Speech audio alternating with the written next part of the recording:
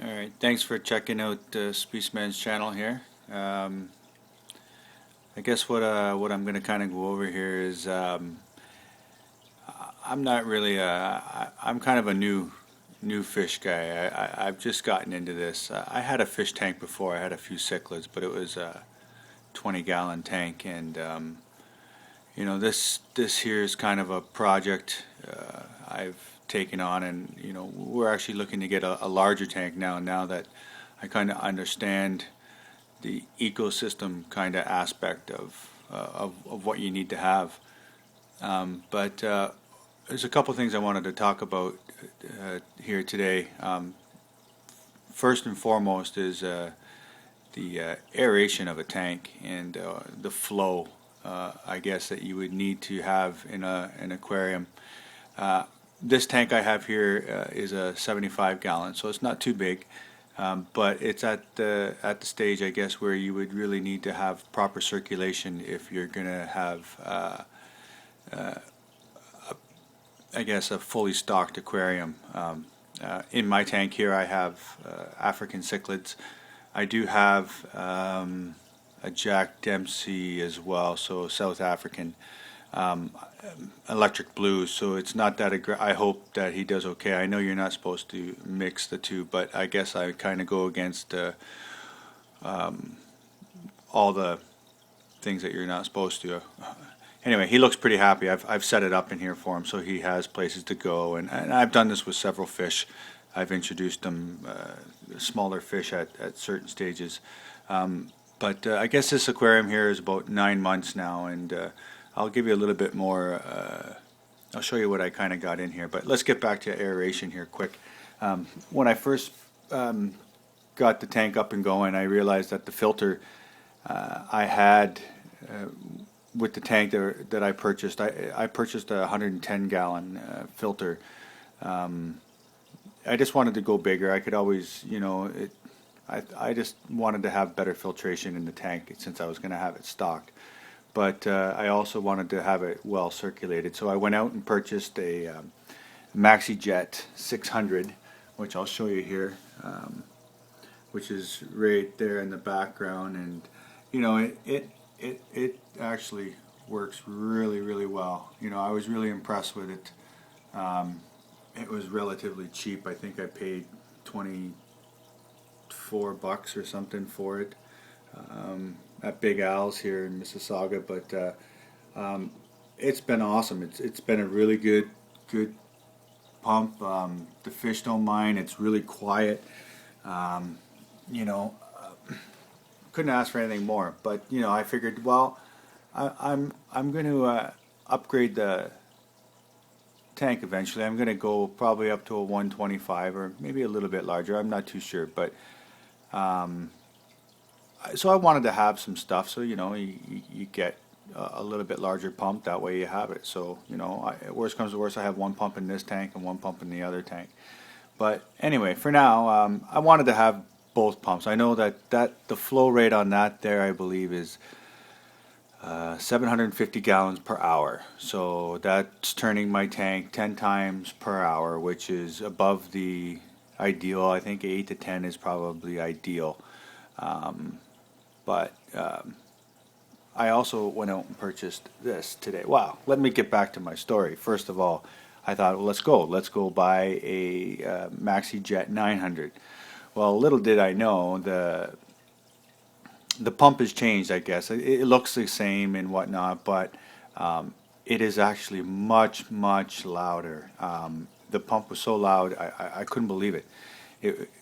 It was such a distraction. Like, it's not even fair to the fish, right? So along with that, though, every time you unplug it or plug the pump in, it was reversing the flow. So sometime it might push the water forward, and then others it would be sucking it in and then pushing it out the back and like shooting it up and down. It was just ridiculous. I couldn't believe it. The quality of the pump has changed. So I do not recommend going with the new Maxi-jet from Marineland, because it is not good. So what I did go out and buy is, I'll show you here, I went out and bought this Hydor. This one here is rated for 850 gallons per hour. And so what I've done is I've put both pumps in here, as you can see, and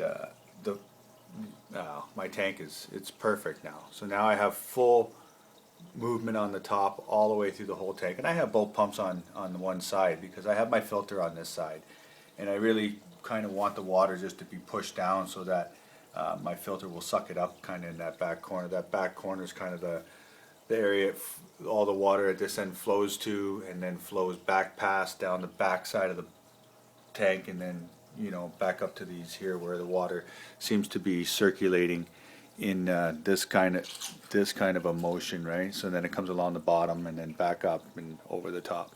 But I want it to come down at the back there in the gentle part of the motion, or through the flow motion. That way the filter is going to pick up most of the debris.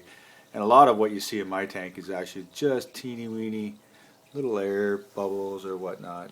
But I just there's a little bit of agitation in my tank since I just got both of these going, and the water is pretty much my tank is really clean right now. Actually, I'm sure by give her 5 hours from now the water is going to be pretty clear, except for the odd little bubble that you see here and there. But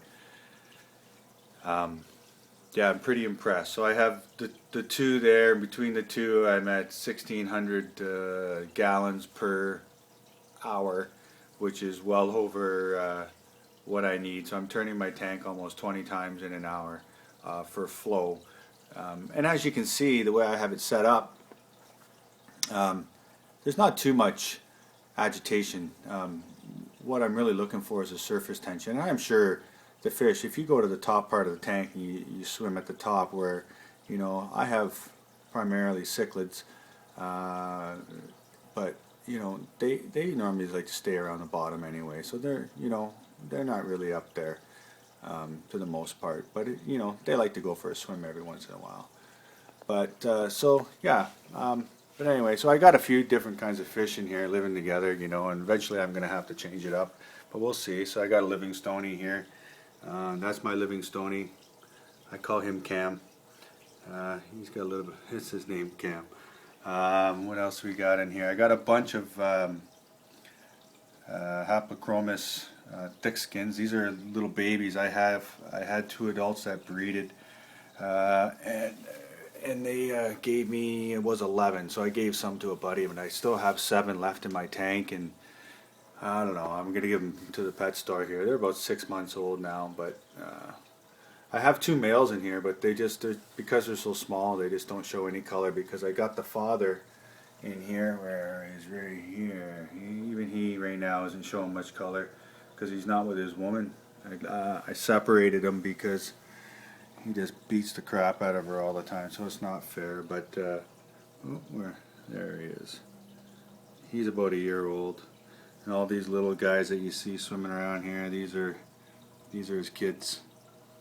So he doesn't really pick on them. This here though is a separate Hap species 44 that I have. He's not a thick skin, he's a red tail, and he gets completely different markings. And the two don't seem to go at each other very often, the thick skin and the red tail.